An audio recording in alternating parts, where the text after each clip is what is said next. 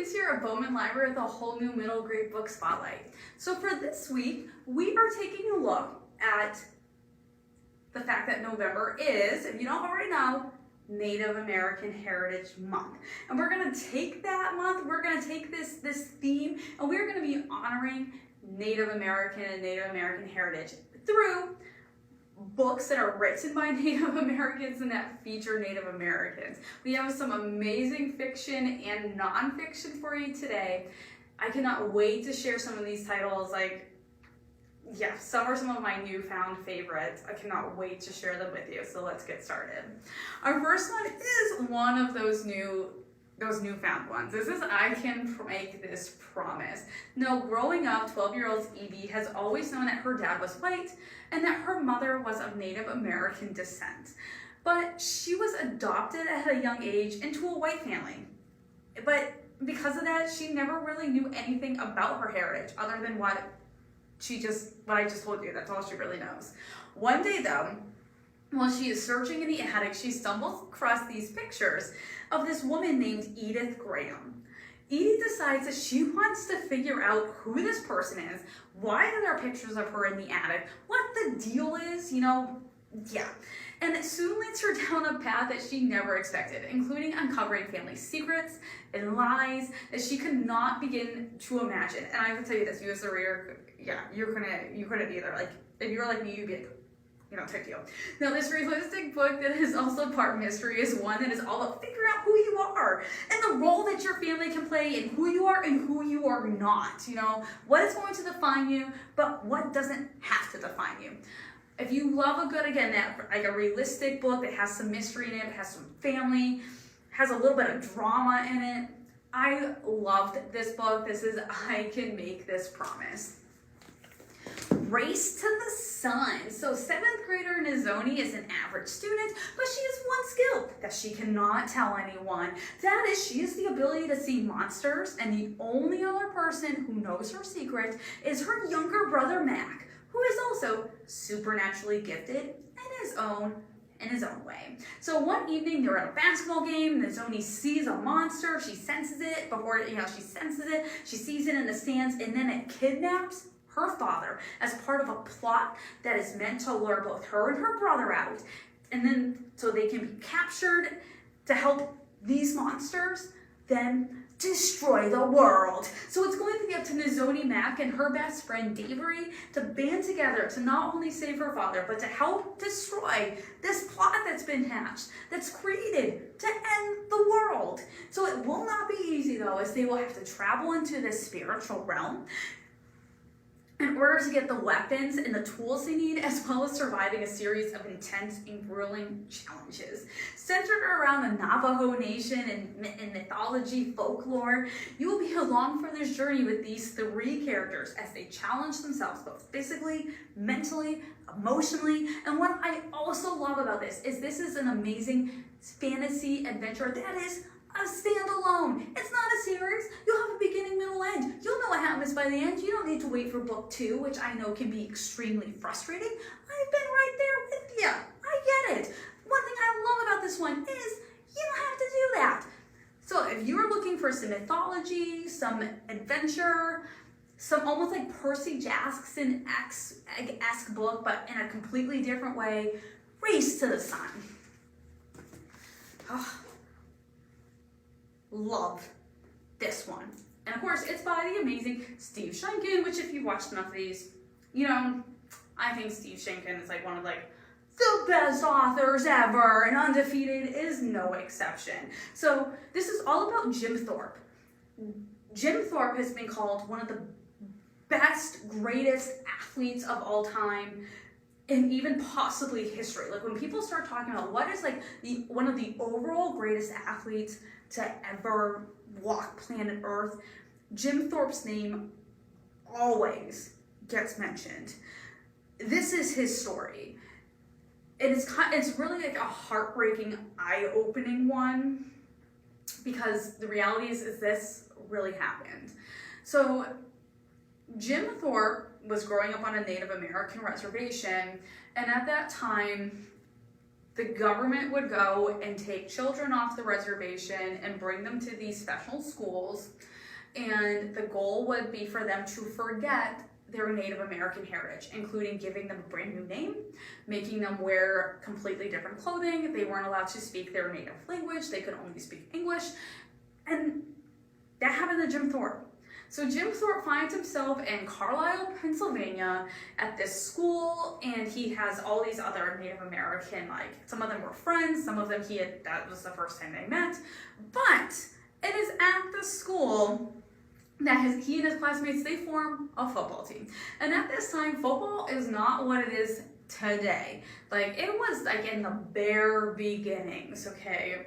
And so this football team goes up against many of the college football powerhouse teams in the country at that time. And I'm not talking Alabama, I'm talking like Yale was the powerhouse, okay? You probably don't even know Yale had a football team. But they went up against these powerhouse teams. No one expected them to do anything, but guess what? Oh, that's right.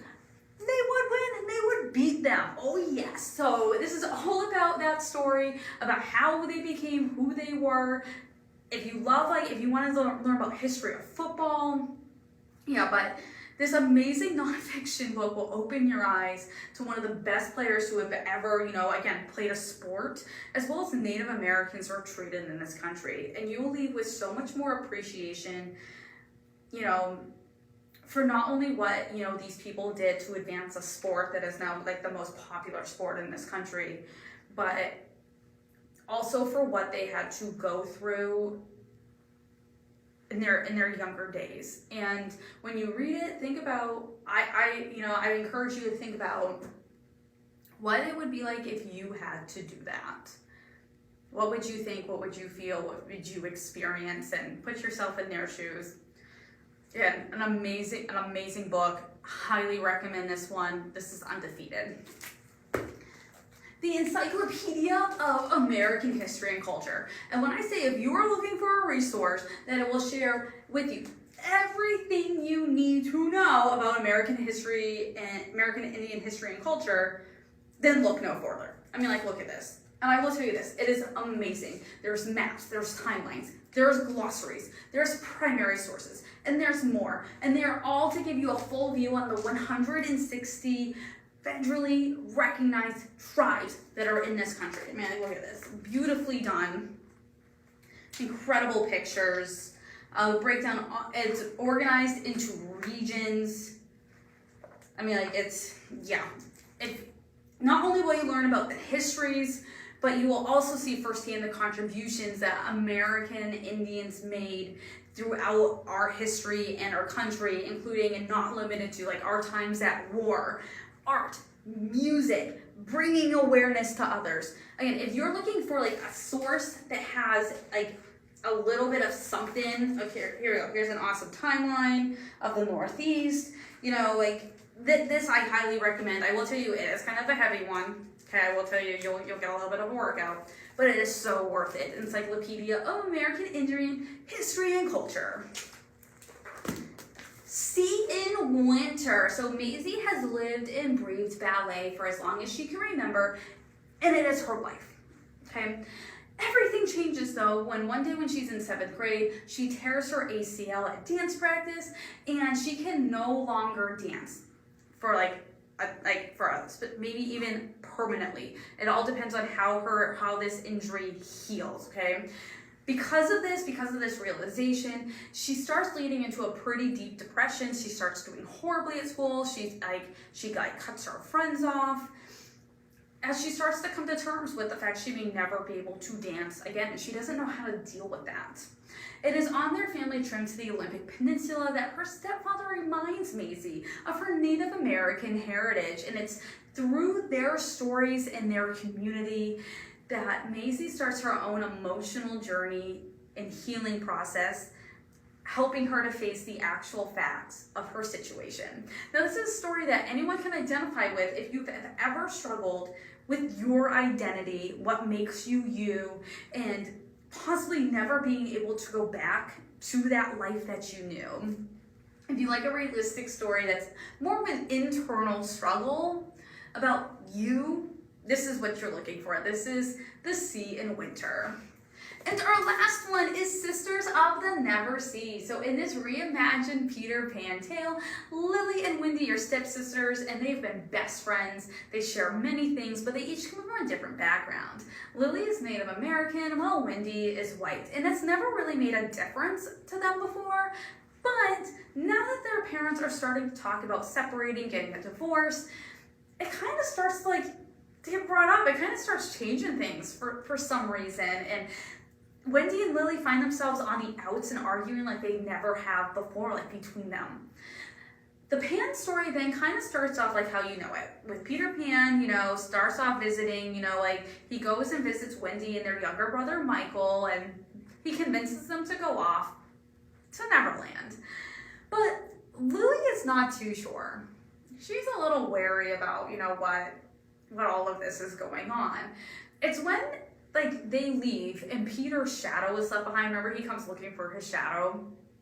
It's when his shadow is left behind that the shadow tells Lily what is actually really going on, and that it's not going to end well for Wendy or Michael, because in this tale, Peter Pan is actually pretty evil. Now, if they are going to survive, it's going to be up to Lily, who decides that she's going to chase after them to Neverland and going to try to return them all home safely.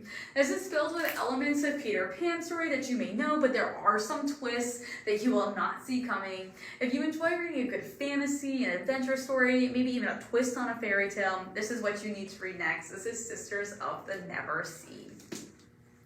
So these are just 6 of the books that we have here in the library. There are by Native Americans, about Native Americans. Yeah, they will totally, there's a little something for everyone to help us honor Native American History Month. So I encourage you to come out, check out one of these, or we can help you find another book maybe you're looking to learn some stuff about Native Americans. So come on down, we are here to help you out.